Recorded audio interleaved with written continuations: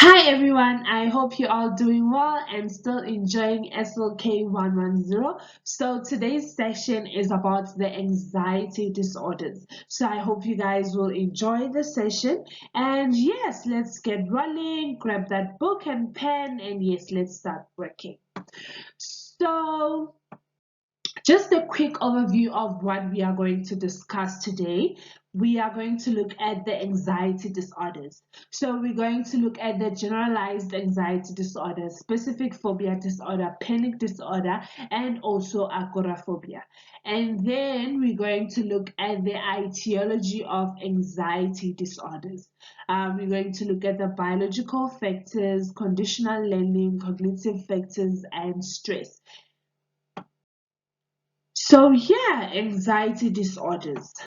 Okay, so anxiety or being anxious is the concept that is mostly used by people to define their feelings towards certain objects, situations, or events. For example, oh, I'm anxious because I have an exam coming. I'm anxious because tomorrow I have to start university. I'm anxious because I have to go see a dentist and all different kinds of fears.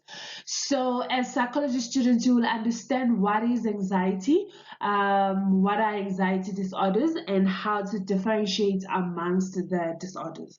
So, anxiety disorders refer to a class of disorders that are marked by excessive feelings of fear and anxiety, and that can actually interfere with your daily life functioning. It can impair daily life functioning to a point where you cannot do certain things because you are anxious. So anxiety disorders can be the fear of real, of unknown, of perceived, or actually anticipated future threat. And to reduce the anxiety levels, people often opt for avoidance behavior. So avoidance behavior means that you avoid the situations or events that causes anxiety. So the first type of anxiety disorders is the generalized anxiety disorder. So as you can see the word generalized, it means it's not tied to any specific threat. It's just everything and anything.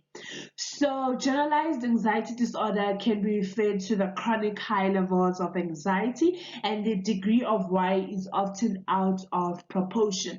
So, you are constantly worried about everything and anything in the world. It can be your studies, it can be work, it can be finances, it can be family, it's just anything in the world. So, you are constantly worrying, and sometimes you worry that you are not worried when you are supposed to worry, so you actually worry about everything, and that actually impairs your daily functioning because sometimes you cannot think of other things. You spend so much time worrying about everything. Oh my god, will I finish this? Oh my god, will I pass? Will I how? Like, you always worried. So the physical symptoms of generalized anxiety disorder are sweating, fainting, being dizzy, muscle tension, trembling, and etc., but then it differs from one person to another.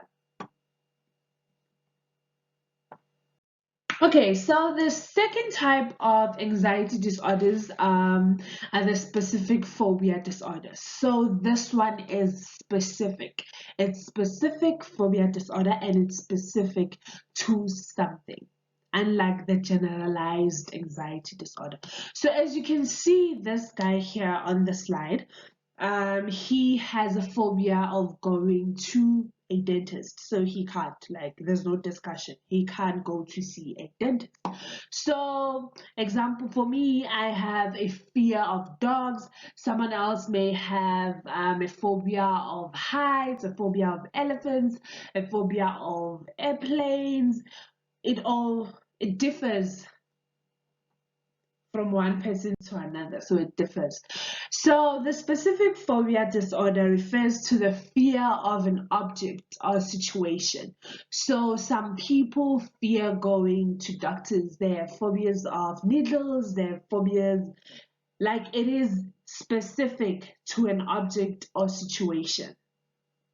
So that can also interfere with one's daily functioning. For example, if maybe you have a phobia of going to see a dentist, that can interfere with your daily functioning. Let's say maybe you have a toothache. Now you can't deal with the toothache because you are scared of going to see a dentist, of which the pain means that it will stay for a very long time.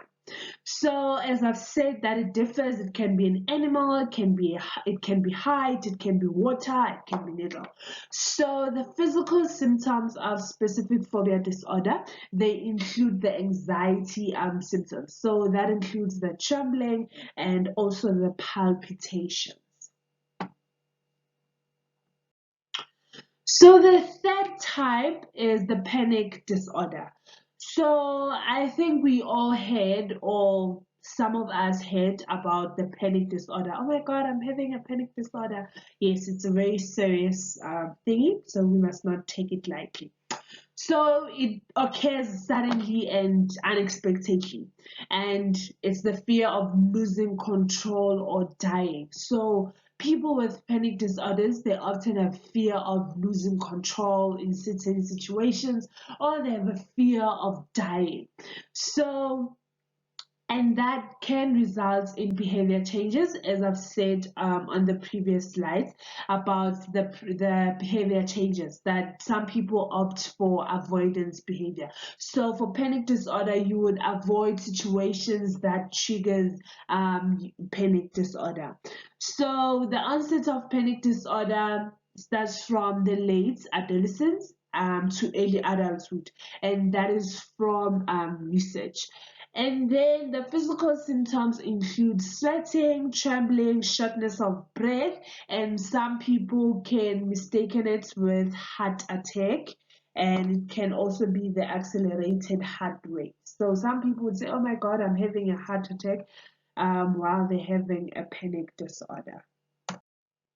And the last one is agoraphobia. So this is actually the fear of going out to public spaces. Like you can't go out to the mall, you're scared of going maybe to a sports ground or to a concert. You are scared of going out to public places. So the fear can be triggered by real or anticipated exposure to situations that involve standing in the line or being in crowds, being in enclosed spaces. Some people cannot be inside the malls, and also the use of public transport. So those people who use maybe taxis, some people cannot use taxis as a means of transport because of fear.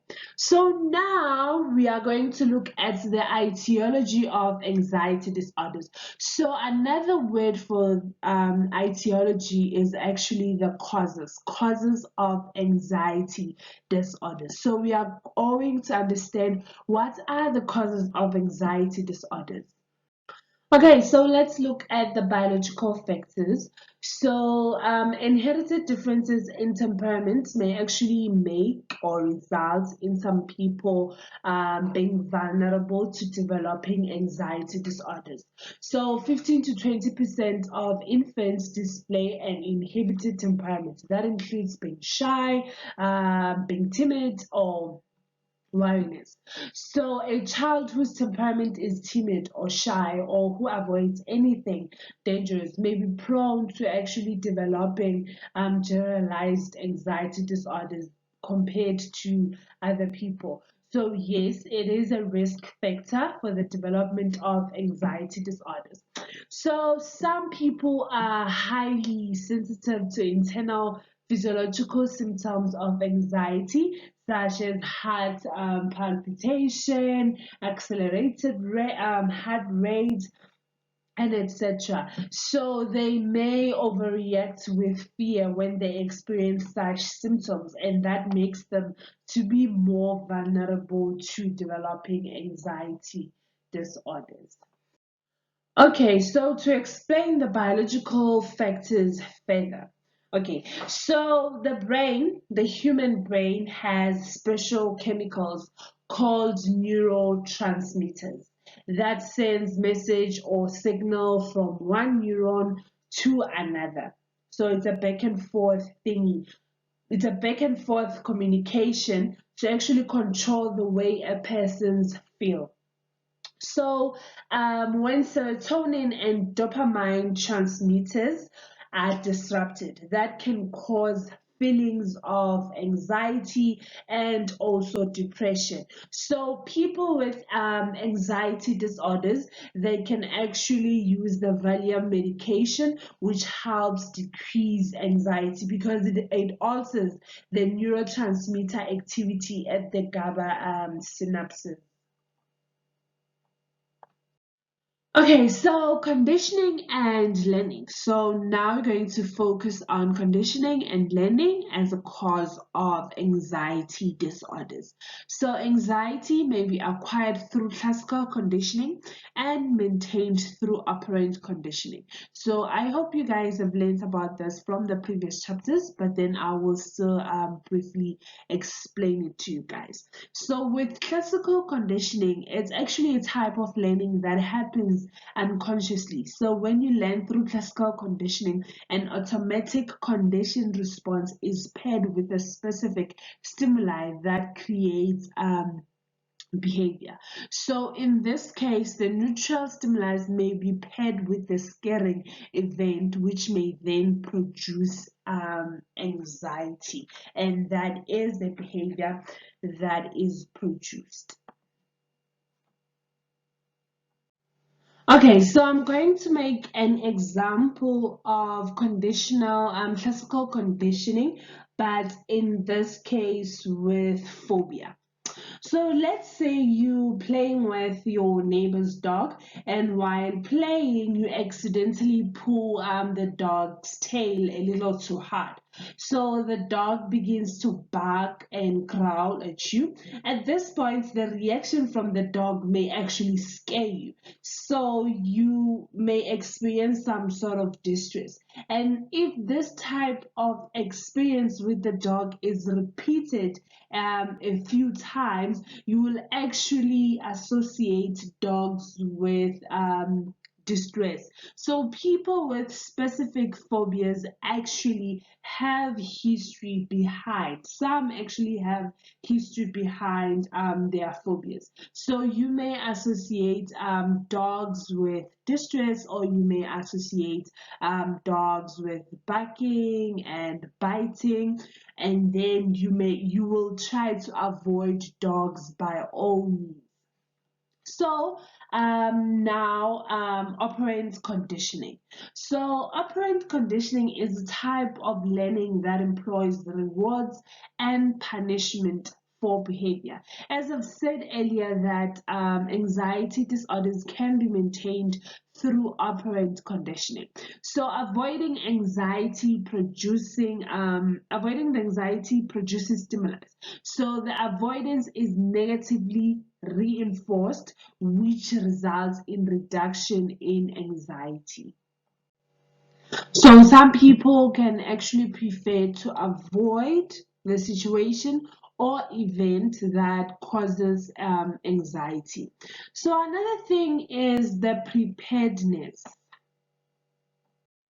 So preparedness, according to Martin Seligman, is that he actually suggests that biologically people are prepared by evolutionary history to acquire fear. We are prepared to actually be scared of dangerous situations. We are scared of we are prepared to be scared of the things that we fear now, maybe scared of snakes or spiders. So some people are biologically prepared by evolutionary history to acquire fear. So the third cause is the cognitive factors. So cognitive factors, it deals with the thinking.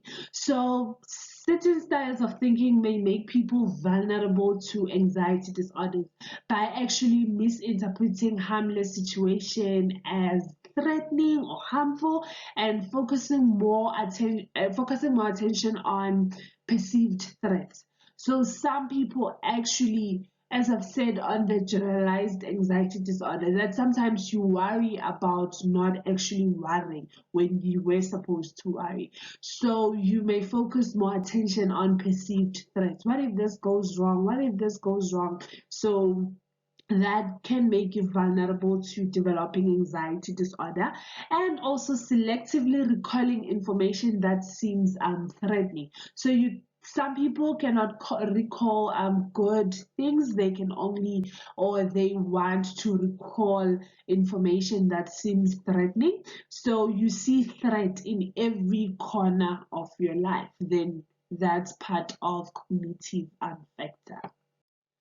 Then the fourth one, stress. So anxiety disorders can be stress related. So dramatic increase in stress may result in developing anxiety disorders. Like stressing a lot can actually make one to be anxious. So I'll finish off with this quote. It says, "It's okay to be scared. Being scared means you are about to do something really, really brave." It's by Mindy Haley. Haley, sorry. So I hope you guys have enjoyed this session, and yes, goodbye.